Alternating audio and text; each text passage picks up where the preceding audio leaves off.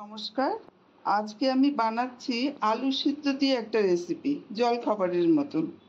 সেই জন্য প্রথমে আমি কড়াতে 2 চামচ তেল দিচ্ছি। গরম হয়ে গেছে, এবার আমি 1/2 চামচ জিরে দিলাম। তার মধ্যে কাঁচা লঙ্কা দিচ্ছি, পেঁয়াজ। একটা ছোট পেঁয়াজ আমি কুচো করে রেখেছিলাম। ভালো করে একটু ভেজে নিচ্ছি, আঁচটা কমিয়ে দিয়েছি। অল্প সামান্য একটু ভাজতে হবে। এর মধ্যে দিয়ে দিলাম টমেটো, একটা ছোট টমেটোর আধখানা দিয়েছি।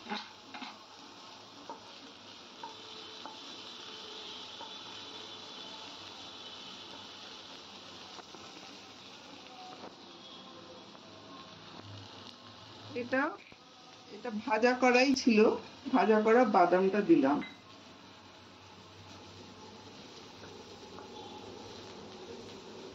ভাজা মানে রোস্ট রোস্ট ছিল।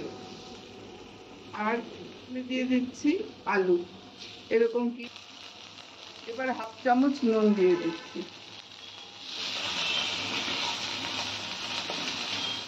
ঢাকনা দিয়ে 2-3 মিনিট রাখবো। অল্প করে ধনেপাতা দিয়ে দিচ্ছি।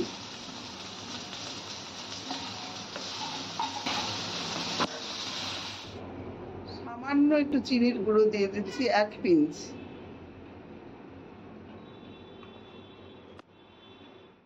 এবার দিচ্ছি অল্প করে লেবুর রস। তৈরি হয়ে গেল আলু দিয়ে একটা টিফিন।